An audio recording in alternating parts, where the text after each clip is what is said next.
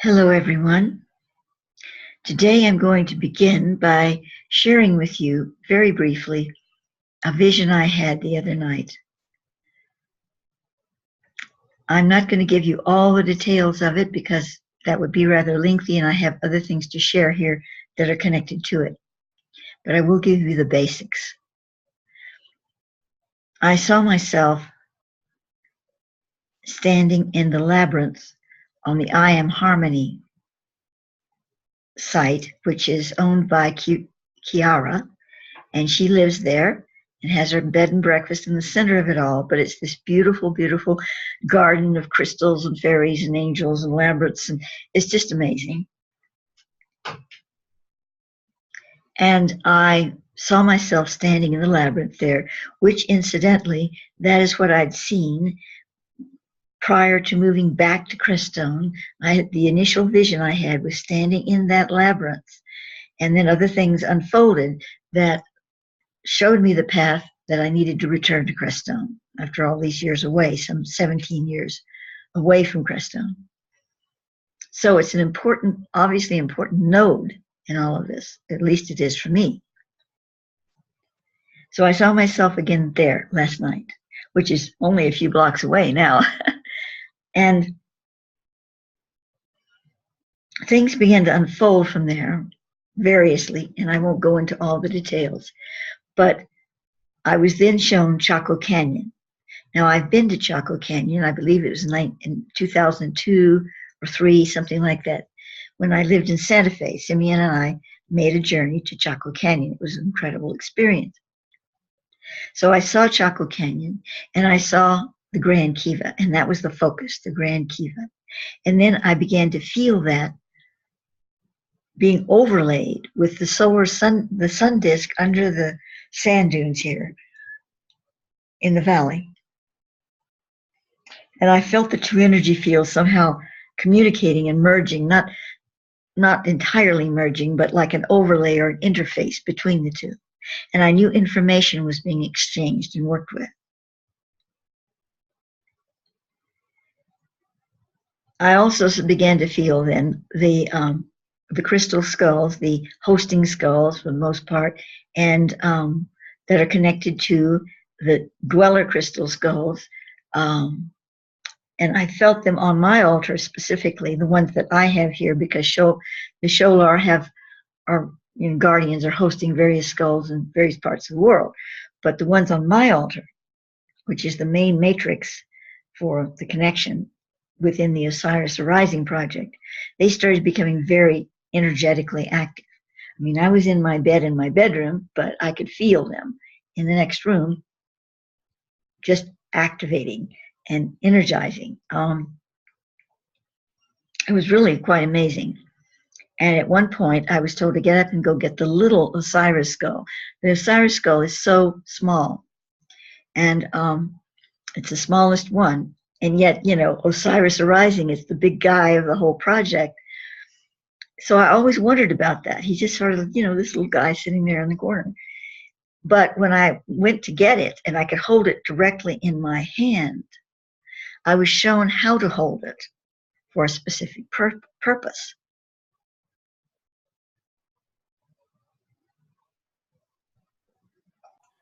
So here's the little Osiris skull. It is quite beautiful and perfect, but it's rather small.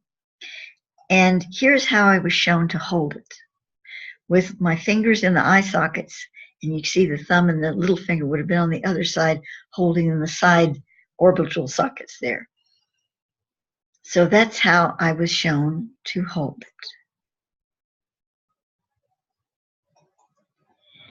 And so I did. And I held it that way for some time, lying on my back, holding that. And I began to see and feel a lot of energy exchanges. Things were moving. Again, I just tell you, a lot was going on. And eventually I went to sleep. Now, in the morning, I wanted to look up what I had written on Chaco Canyon, because I knew I had written things on it, and not just at one time, but I didn't know where, so I started looking, and I found something that really, really started allowing me to see more. in my inner heart vision. So I'm going to read this to you. This was written by me in 1986, and it's in one of the source issues, I believe. Superimposed in another dimension over the ruins of the Grand Kiva in Chaco Canyon, New Mexico, is a much larger Kiva, one resplendent in its sacred power, undefiled by mankind. Its shape is the representation of the infinity mandala, which is also seen in the Stargate circle pattern, and that's referring to issue 286, so we're not going to go there. This dimensional Kiva is also integrated, as is the infinity mandala, with Ezekiel's wheel. The inner plane Kiva, which has only recently manifested over the ruins of Chaco Canyon at Pueblo Bonito, is the Illstanza, or perfect form. Of course, recently would mean in 1986 or thereabouts. The Illstanza is represented by the 1,000-petal lotus, and thus the Kiva's interior divisions are 1,000 chambers. Most of these 1,000 chambers are very small, resounding enclosures, which serve the purpose of capturing all sound given off within the Kiva and producing a harmonic vibration, like the inside of a giant wind instrument. The opening to the Kiva bears a sculpted ram's head above the door. There are 4 major doorways inside the first, totaling 5 doors or paths. The first door all initiates must enter in order to pass through the other 4. Once the path of the ram has been taken, it is up to the initiate to know which of the other 4 paths he must embark upon at this time.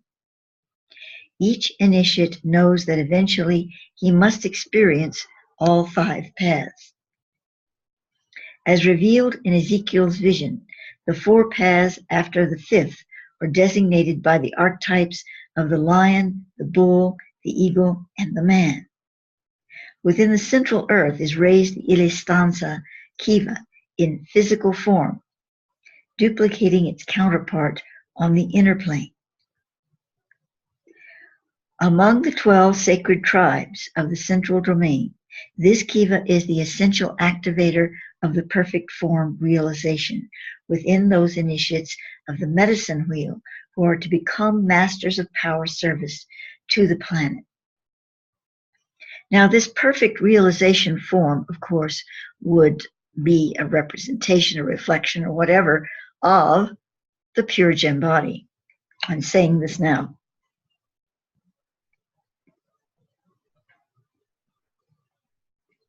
No ordained shaman, priest, science master, or adept of any of the knowledge arts can be granted entrance into that power field before first receiving the realization of his own perfect form. This is called the Ziramund, or vision perfect. It is achieved by entering the Illstanza Kiva, which is more than a symbolic representation, but is a vibratory furnace or amplitude grid for awakening the crown chakra of the body. This, the most sacred of light centers in the body, is the portal to the perfect form, or fulfillment of divine perfection that is our true reality beyond the gates of past, present, and future. After the initiate has entered each of the 4 doors or gates behind the ram's head, he is presented with 3 further entrances, these being the Trinity of the Godhead. Once past these doors, he finds himself surrounded with the song of the vision perfect, humming through the sacred Kiva. This intoning hum is created in the 1,000 chambers of the Kiva as the initiate spirit being becomes awakened to his own life song. It is a unifying of all melody in the earth. It is the sounding of the humpback whales who play Earth's dream song through their fluted bodies. It is the music of the last of a species, the splash of rose petals falling into a hidden pool, and the mockingbird's laughter.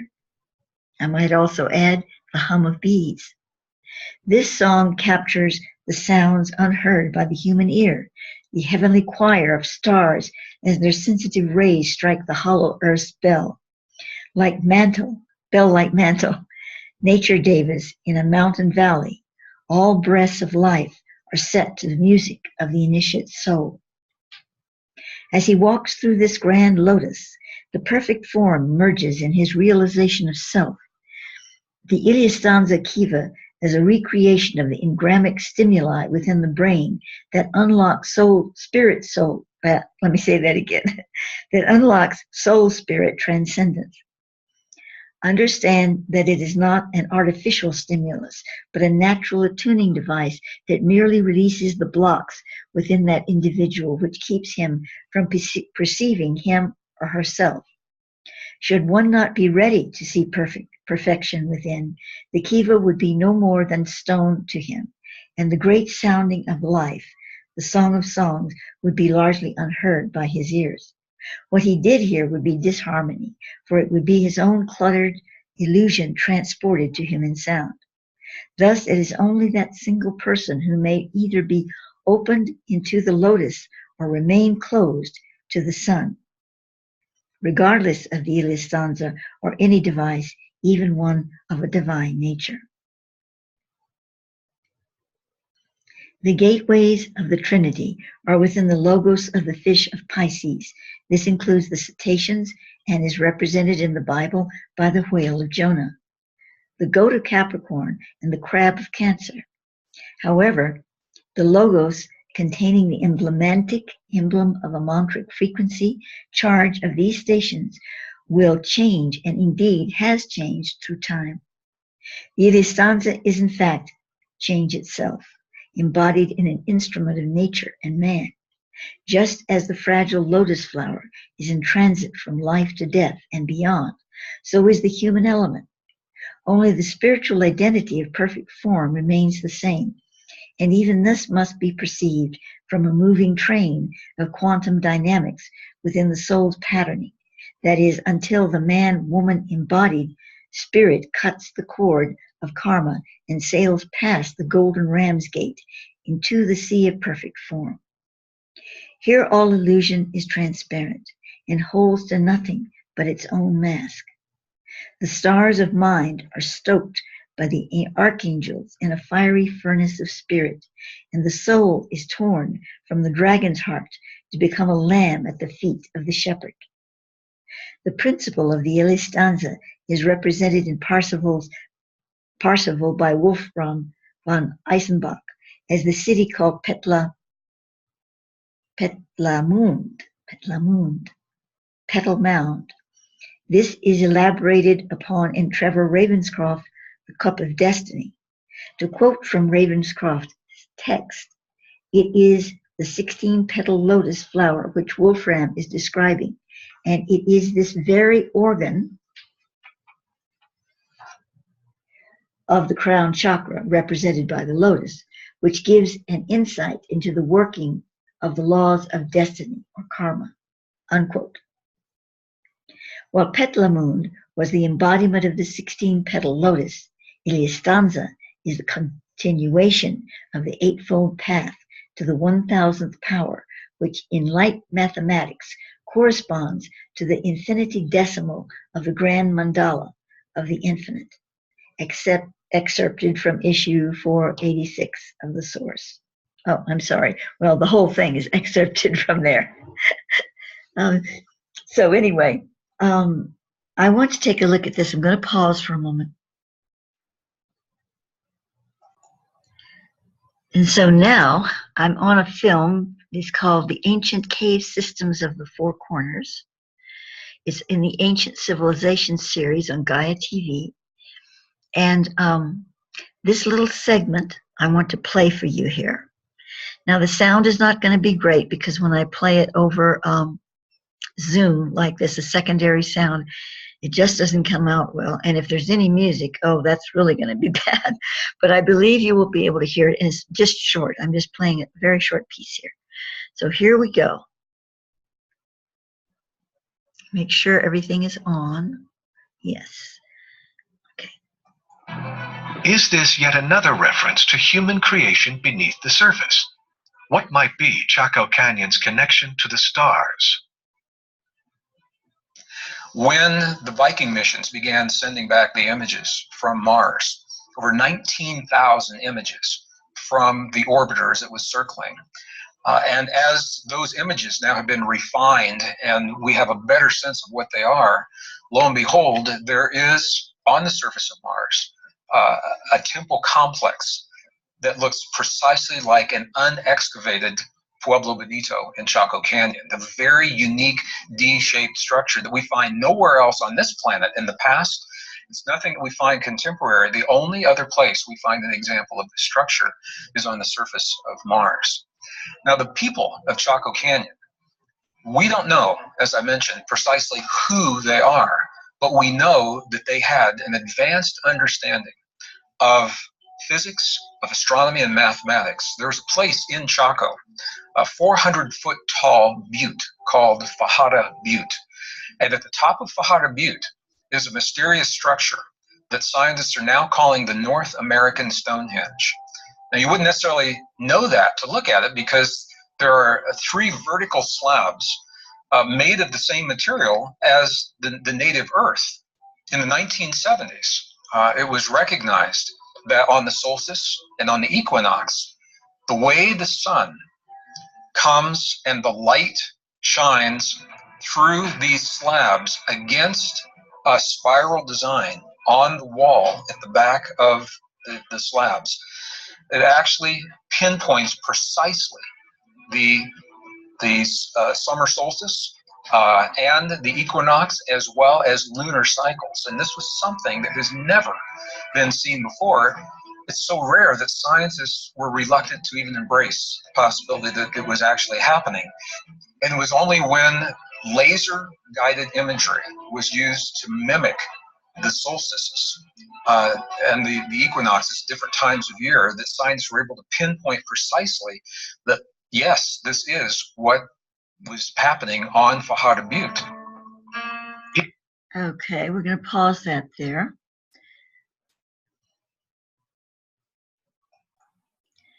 Continuing.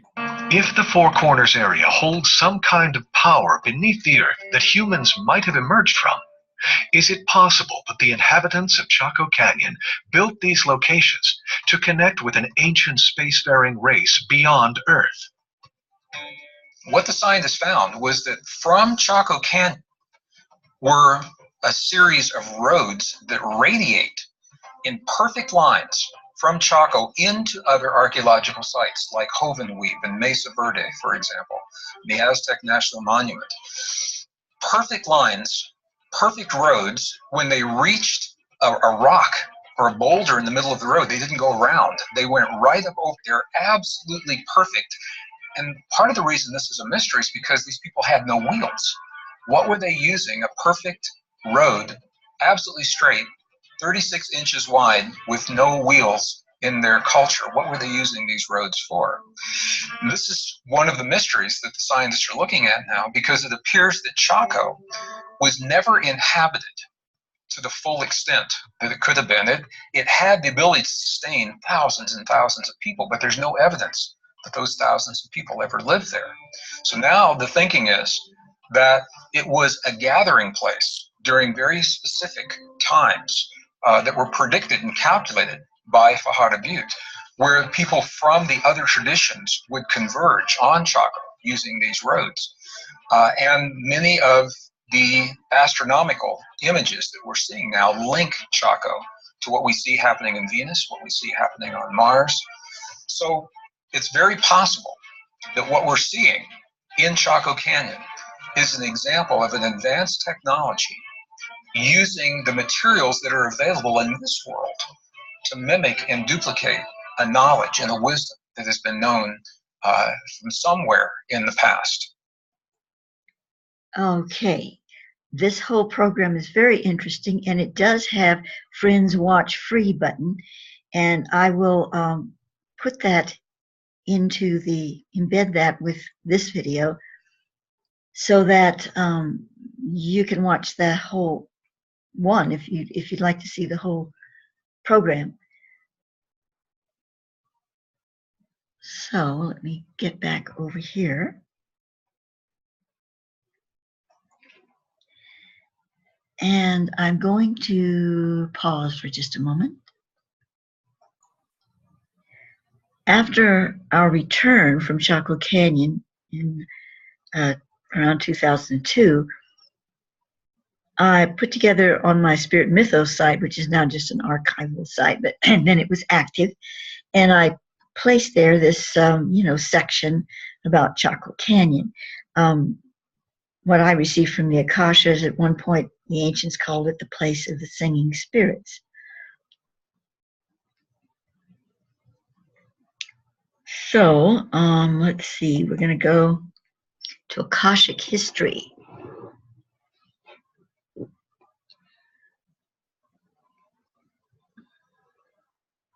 The following are my Akashic insights concerning the ancient purpose of the buildings constructed in Chaco Canyon and into an even larger region encompassing the canyon between 850 to 1250 AD. I feel that I have been greatly aided in my assessment of this Akashic record by a guardian of the Chaco temples, a man now in spirit who identifies himself as Achua. To begin, guardians, priests, and priestesses of Chaco were called Kanti, meaning the prescribed ones, those who offered themselves and were given prescription to act, to hold a point of entry into the spirit world. Chaco Canyon was called by the Kanti place of the singing spirits. The Kanti served spirit and the spirit of the place of the singing spirits served the earth. This is very difficult for me to read because of my eyes and the print, so I apologize for stuttering here. Souls who opened themselves in awareness and ritual to this serving were simply known as the people. Whomever came into the temples and participated in the rituals and ceremonies of the place of singing spirits were to be counted among the people. The temples of the place of the singing spirits were intended to be instruments of the gods. They were tuned to the harmonies of the universe. Each temple was built to be played by the frequencies of the earth, wind, and cosmos, quickened by human voice and instrumentation. The small dark rooms within the temples were built according to the sacred geometry of the music of the spheres in resonance with the earth. They were resonating cavities. Some of the rooms were sealed off whenever it was decided that a new harmony was to be created, just as one would hold down a string on a violin at a certain place to change the vibration along the line of that string. The sounds of the temple instruments themselves could not be heard within the range of normal human hearing, although some animals can hear at that frequency. However, many human voices were raised in specific psalming to quickening the temples into their own refrains. The people who gathered for this purpose were not only trained to perform these symphonic rites, but were able to hear in varying degrees the reply from the templaric instrumentation. I would pause here to say that when, and many of you I'm sure have heard this story before, so I will shorten the story, but when Simeon and I conducted the facilitation to Egypt in 1997, and we were in the Great Pyramid, in the temple, the King's Chamber, going through very specific mantras and things that were going on in there with us that we had been instructed by Thoth to perform. We began to hear a refrain from the other side. It was very distinct, voices and musical instruments, and everyone present in the room, all 16 or 17 of us, or 20 of us, I can't remember how many we had then, heard this, including the Egyptian guide who became so frightened he ran out and refused to come back in. So this is the kind of thing, it reminds me of that when I read this. Understand that all planetary bodies and suns emit frequencies which are a form of natural music, and so does the earth. She sings not only through her winds and waters, but through the rocks as the sun, moon, and starlight strike them, and as the cold and heat expand and contract them. There is also the sound coming deep from the center of the earth, which animals can hear, that permeates the whole planet. All these sounds coming together create a symphony of sound that is glorious to those who are able to discern it. While humans do not ordinarily have the hearing range to listen to this greater song, individuals can receive spiritual training to open the centers of their brains to be receptive to these frequencies, creating neural pathways that pick up the planetary vibrations and transform them into sound responses within the cortex. In conducting and performing these human earth stellar symphonies, the ancients of Chaco Canyon were able to control certain aspects of their natural world around them, calling these desired conditions into creation. They also sent their astral bodies to various locations on the planet and inside the earth, and indeed into other star systems. They had elaborate rituals that expressed what they experienced there in these other realms. It is true that few actually lived in the place of the singing spirits. There were only the Kanti, guardians and priests and priestesses who lived in the sacred place, along with the few who served them in the needs of everyday survival. However, large gatherings of the people came together in the musical temples there for the purpose of performing events which altered their reality and the earth's imprint in space and time.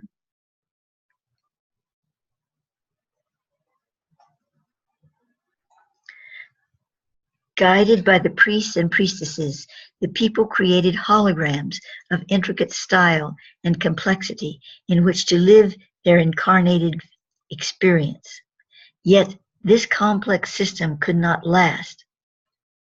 When it was decided by the guardians that the time was at hand for a sacred closure of the entire temple complex, the power envelops around the temples which were generated within the kivas were collapsed by setting fires within the kivas. They then sealed key doors of the temples so that they could no longer sing with the earth and the stars. After the structures were sealed away, the priests and priestesses left, and the people returned no more. Yet the guardians remain.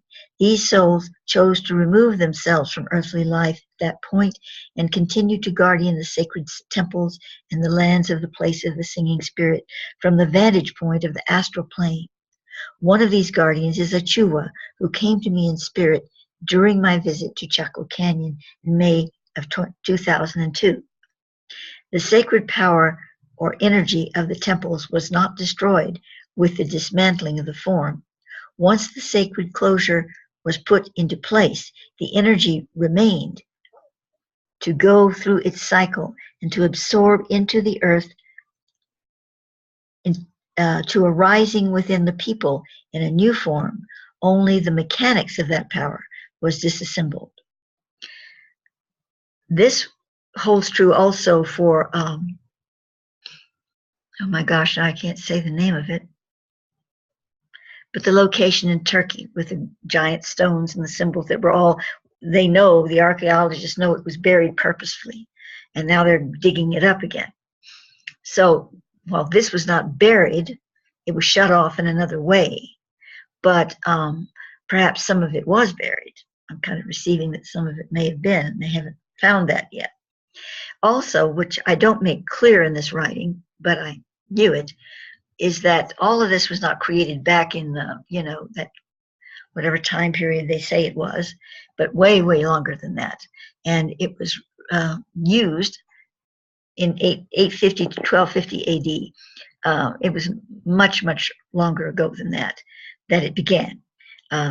Some of the buildings may have been rebuilt if they fell apart or needed repair, or maybe they changed their structure somehow to accommodate the period.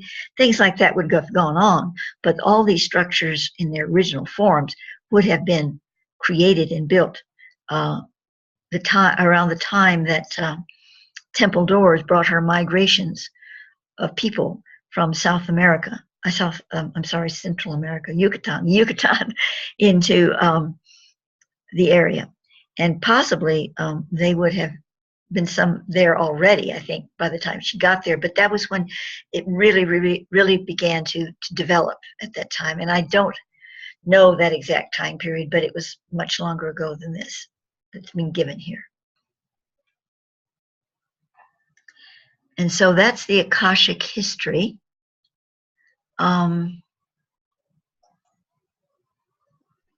Just quickly moving through a few of these things here. See what I have. The Ankitoma was a portal created by the Kanti in which to view or communicate with other beings in other dimensions or persons in remote locations. Ankitoma were the portals that access beings to the other dimensions. The spider was the symbol of the weaver of Zumtek, that which connects all being.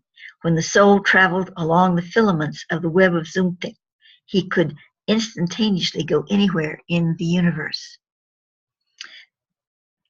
I'm opening a picture for that I created at the time with the artworks that I had the ability to create it with, just to represent the energy of it. Anki Havpa. The Anki was a portal created by the Kanti in which to view or communicate. Well, it says the same thing.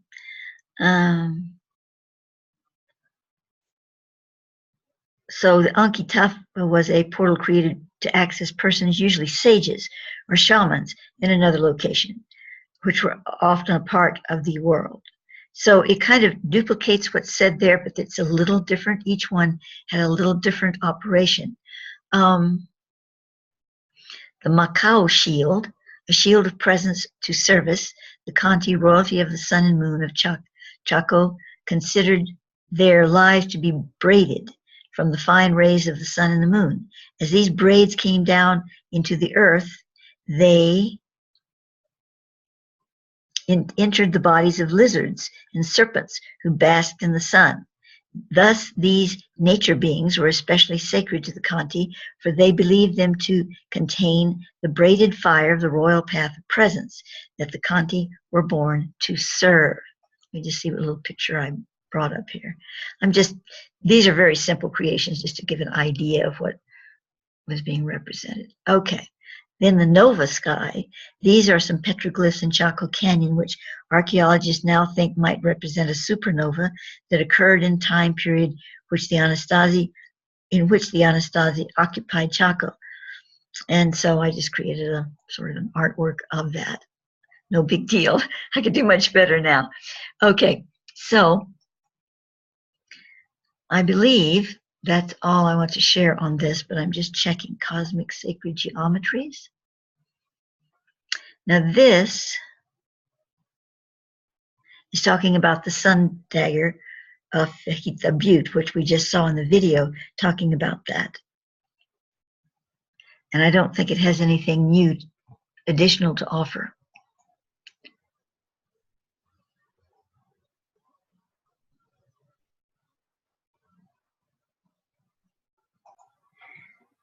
What you're seeing on the screen now is Mesa Verde Plateau in Colorado and in the Four Corners area. Now, in 1980, I believe it was, I was sent to live in Cortez, Colorado, which is right outside of Mesa Verde. In fact, this view is just almost like from my house. It's not quite, but you know, it's very, very close. It's amazing. I came across this and I went, wow, I wouldn't be surprised. This must have been shot from Cortez, I'm thinking, because it's just very similar.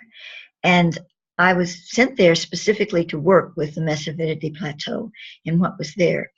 And this connects to what we're just talking about, because the Chaco Canyon, Mesa Verde, these are the Anasazi, as they call them, but the people that were there, the most ancient people, which perhaps were part of the Anasazi, were the ones that really knew what they were doing. And the other people came after them and they tried to replicate it and learn from it, but they didn't have, it was more in a legendary form rather than or mythic form, rather than understanding the true dimensions of the work that had been established there. So I went up, the mountain to the top of the butte and went in these places at the time. It was really an amazing experience. I don't know, that's not the right picture. I'm trying to come across one that really represents where we went. There we are.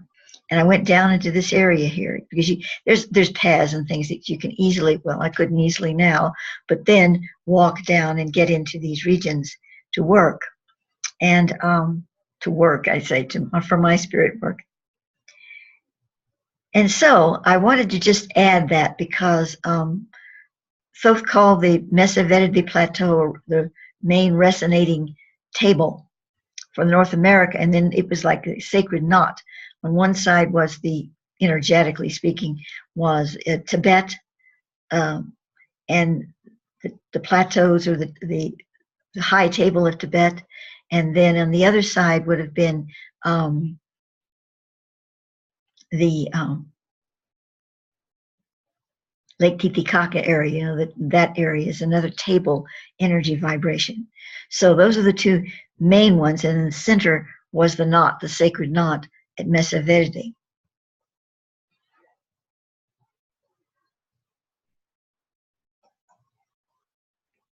And so I believe that concludes everything I wanted to share with you here. Well, actually, no. I just want to say that all of this, what it's leading up to, is working with the Illstanza directly through the connection now that it has made here with the sun disk. The sun disk is literally activating a new level of the Illstanza, which is still over the Grand Kiva of Chaco. It has not been transported here like some things have recently.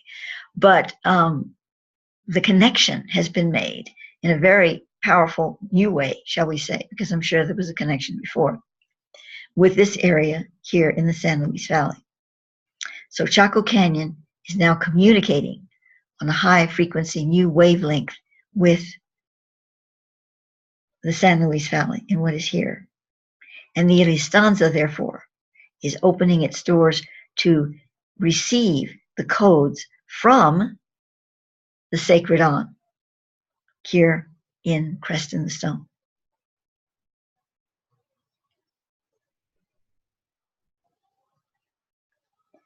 There may be a part 2 to this. I'm not quite sure at this moment, where I would like to perhaps do a short but powerful activational so that people can experience the Illstanza and form their own initiatic pathways into it.